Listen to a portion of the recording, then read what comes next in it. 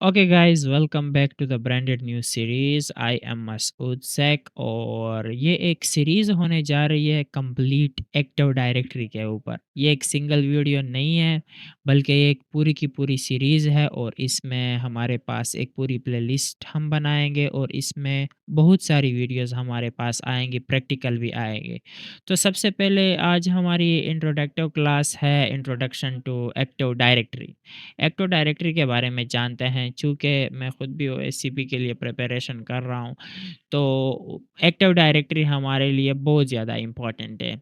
इसको आप कह सकते हो कि ये सिर्फ़ और सिर्फ़ ओएससीपी का दिल ही नहीं, बल्कि कॉर्पोरेट जो हमारे पास एक हैकिंग है, पूरी कॉर्पोरेट हैकिंग, उसकी रीढ़ की हड्डी है, बैकबोन है उसकी, ठीक है? अगर आप नेटवर्क पेन टेस्टिंग कर रहे हो और आपको एक्टिव डायरेक्टरी के बारे में इल्म नहीं है, नॉलेज नहीं है, तो अभी तक आप सिर्फ़ और सिर्फ़ नेटवर्क पेन टेस्टिंग के दरवाज़े पर ही खड़े हो। आपने बिल्कुल कुछ देखा ही नहीं है अंदर से, ठीक है? तो हम इंट्रोडक्शन स्टार्ट करते हैं कि बेसिकली एक्टिव डायरेक्टरी है क्या। इसे समझने के लिए हम टेक्निकल टर्म से पहले कंसेप्ट समझते हैं।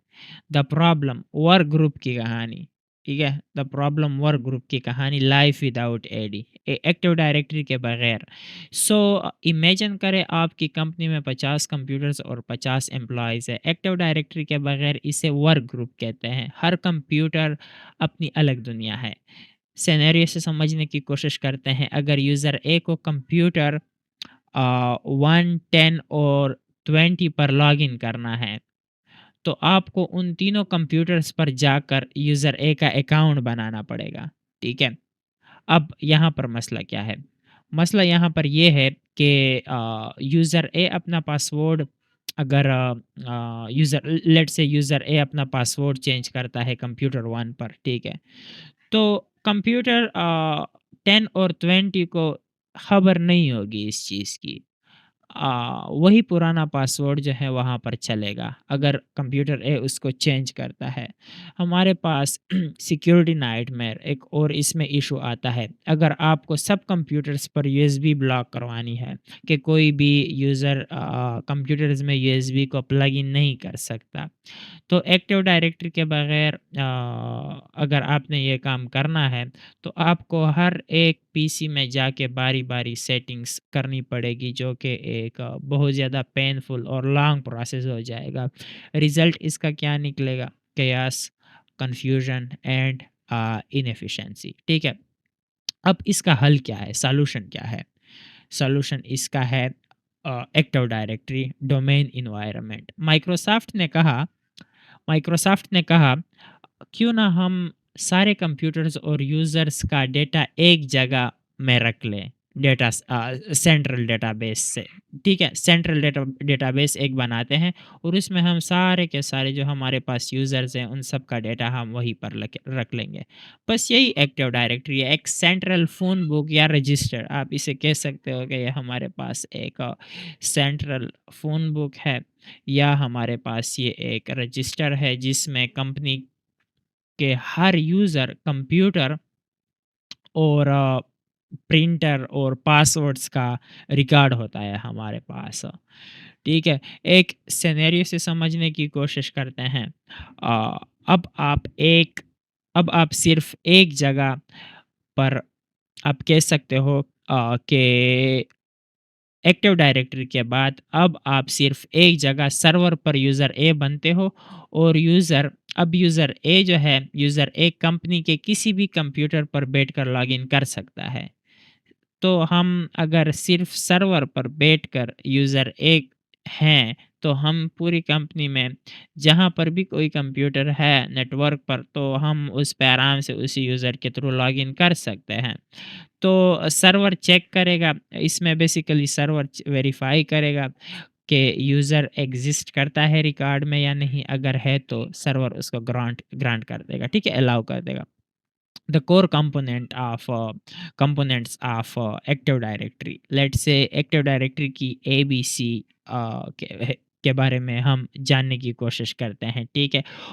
ओएससीपी और हैकिंग के लिए आपको इन टर्म्स की गहराई से बेसिकली ये जो टर्म्स है जिसको हम अभी पढ़ेंगे, लाइक डोमेन कंट्रोलर डीसी क्या होता है, डोमेन क्या होता है, ऑब्जेक्ट क्या होता है, इन सब टर्मिनोलॉजीज़ को आपने अच्छे से समझना होगा ताकि हमारे लिए बाद में काफ़ी आसानी हो।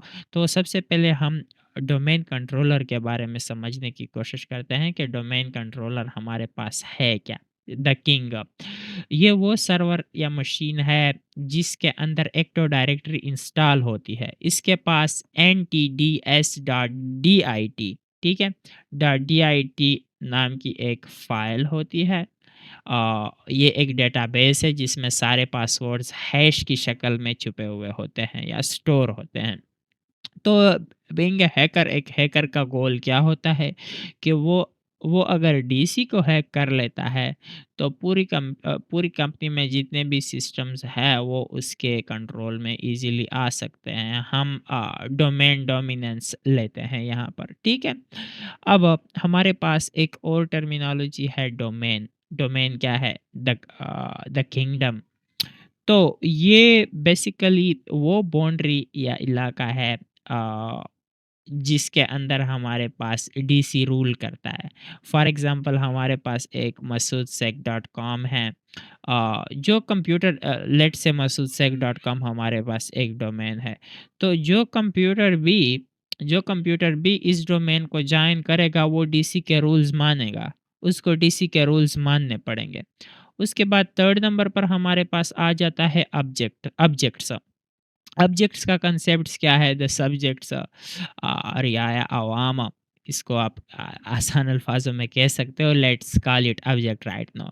सो एक्टिव डायरेक्टरी के अंदर हर चीज़ एक ऑब्जेक्ट है। हमारे पास जितने भी यूज़र्स होते हैं वो सारे ऑब्जेक्ट्स है। मिसाल के तौर पर कंपनी के एम्प्लॉयज़, एडमिन्स, जितने भी कंप्यूटर्स है हमारे पास, चाहे वो लैपटॉप से डेस्कटॉप या सर्वर्स, वो भी हमारे पास ऑब्जेक्ट्स है। प्रिंटर्स एंड शेयर्स जो रिसोर्सेज हमारे पास होती है वो भी सारी की सारी हमारे पास जो है ऑब्जेक्ट्स में आती है उस नेटवर्क में।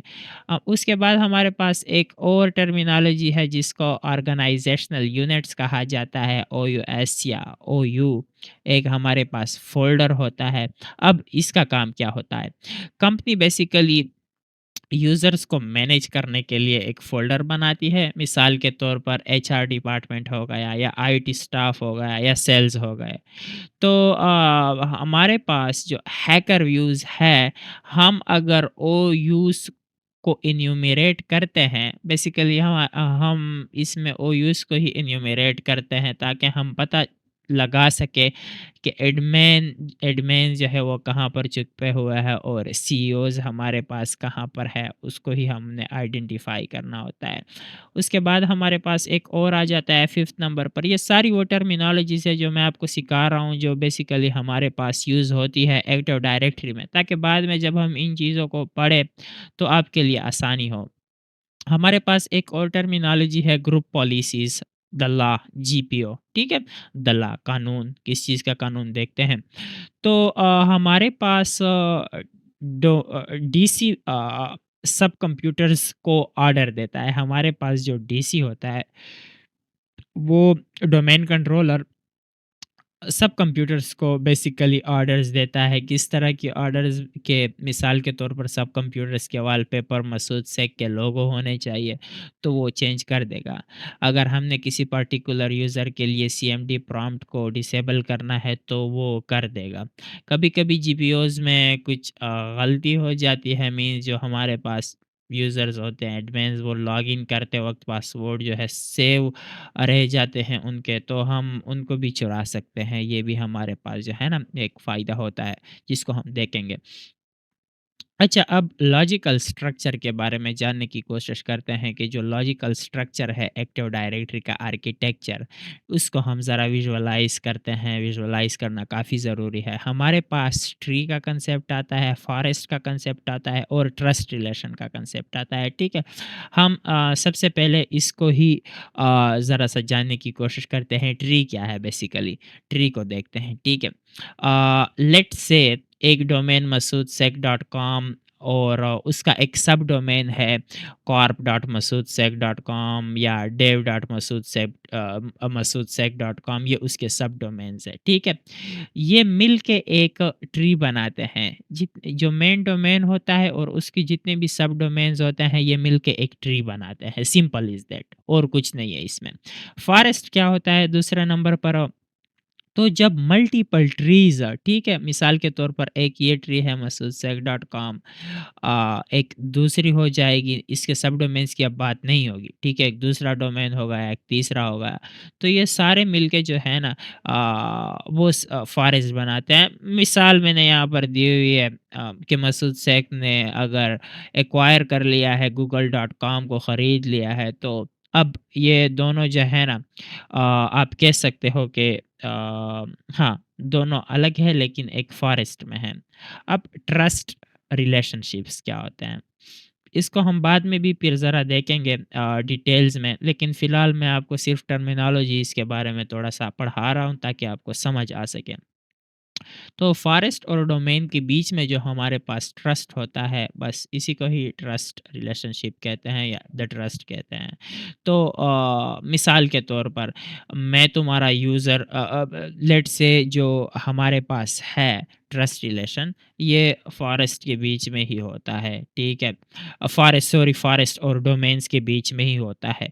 अब अगर कोई इसमें कहे कि मैं तुम्हारे यूज़र्स को मानता हूँ, तुम मेरे यूज़र्स को मानो, ठीक है? I trust your users, you trust my users. तो यहाँ पर जो यूज़र्स होंगे वो यहाँ पर लॉगिन कर पाएँगे और यहाँ पर जो यूज़र्स होंगे वो बेसिकली यहाँ पर लॉगिन कर पाएँगे। पिवटिंग नोट हमारे पास है, वो ये है कि हम इसी ट्रस्ट को एक्सप्लॉइट करके एक छोटी कंपनी से हैक करके बड़ी पेरेंट कंपनी जो फॉरेस्ट रूट होती है वहाँ पर हम पहुँचते हैं। तो ये हमारे लिए काफ़ी मज़े का एक सीन होता है। मिसाल के तौर पर एक छोटी-सी कंपनी है, उसका एक ट्रस्ट रिलेशन है एक बहुत बड़ी कंपनी के साथ। अब छोटी कंपनी जो है वहाँ पर इतनी ज़्यादा टाइट सिक्योरिटी नहीं है, तो अगर हम उसको हैक कर लें, तो अगर उसका ट्रस्ट रिलेशन है एक दूसरी कंपनी के साथ, हम वहाँ पर डायरेक्टली घुस सकते हैं, ठीक है? अब हमारे पास ऑफेंसिव पर्सपेक्टिव क्या है हैकर्स व्यू। तो जब हम एक्टिव डायरेक्टरी एनवायरनमेंट में लैंड करते हैं, मान ले फिशिंग करके या एक्सप्लॉइट से हमने लैंड कर लिया सक्सेसफुली, हमारा फ्लो क्या होना चाहिए? तो ये हमारा फ्लो होता है, सबसे पहले हम इन्यूमरेशन करते हैं कि हम हैं कहाँ पर, डोमेन एडमिन कौन है, फिर हम लोकल प्रिविलेज एस्केलेट करते हैं कि जो नॉर्मल यूज़र हैं, नॉर्मल यूज़र से मशीन का एडमिन बनना, ठीक है? लोकल प्रिविलेज एस्केलेशन इसी को ही कहते हैं। आप एक मशीन पे एक नॉर्मल यूज़र है, आपने इनिशियल शेल लिया हुआ है, अब आप एडमिन बनने की कोशिश कर रहे हैं। उसके बाद लेटरल मूवमेंट हमारे पास आ जाती है कि उस मशीन से दूसरे मशीन पर छलांग लगाना। हाँ, एक मशीन आपने हैक कर ली है और अब आप लेटरली मूव कर रहे हो उसी नेटवर्क पर, एक दूसरी मशीन है, आपने उसको हैक कर लिया है यूजिंग डिफरेंट टूल्स जो कि हम देखेंगे, पास द हैश हो गया और भी हमारे पास है। तो उसके बाद हमारे पास डोमेन प्रिविलेज एस्केलेशन आ जाता है आखिरी नंबर पर। तो बेसिकली फाइनली जो हमारा गोल है डोमेन एडमिन बनना और NTDS.DIT चुरा लेना। आपको पता है कि ये हमारे पास एक डेटाबेस होता है, एक हमारे पास एक फ़ाइल होती है जहाँ पर सारे के सारे पासवर्ड्स हैशेस के फॉर्मेट में स्टोर होते हैं। तो अगर हमें ये मिल जाए बस काम हमारा हो गया है। तो ये हमारा सबसे पहला इंट्रोडक्शन लेक्चर था। काफ़ी बेसिक था, इसमें ज़्यादा कुछ था नहीं, लेकिन इन टर्मिनोलॉजीज़ के बारे में आपको पता होना चाहिए।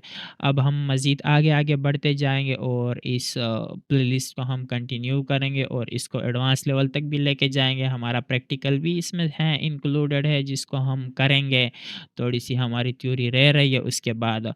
बाकी ये है कि अगर आप में से किसी ने लाइव पढ़ना है, मेरे से मेंटरशिप लेनी है, तो वो मेरी ऑफ़िशियल वेबसाइट masoodseck.com पे विज़िट कर सकता है। मैंने एक कंप्लीट रोड मैप बनाया हुआ है, यहाँ पर आप मॉड्यूल्स को चेक कर सकते हो ऑफेंसिव सिक्योरिटी का, जहाँ पर बिल्कुल बेसिक से लेके एडवांस लेवल तक सारा का सारा प्रैक्टिकल बेस, जिसमें हमारे पास बग बाउंटी आ जाती है, उसकी automation, web application pen testing proper तरीके से आ जाती है, नेटवर्क पेन टेस्टिंग, सर्वर पे जो पेन टेस्ट करते हैं, एडवांस टॉपिक आ जाते हैं, प्रिविलेज एस्केलेशन। यहाँ पर अभी मज़ीद में और भी काफ़ी सारे टॉपिक्स ऐड कर रहा हूँ, तो बहुत कुछ है, आप लोग मेरे साथ कॉन्टैक्ट कर सकते हो। यहाँ पर डायरेक्टली व्हाट्सएप का बटन भी है, इस पे आप क्लिक कर लो, डायरेक्टली आप रीडायरेक्ट हो जाओगे मेरे व्हाट्सएप पे। तो यही था हमारा पहला लेक्चर। मिलते हैं अपने नेक्स्ट लेक्चर में। Take care, have a good day, bye.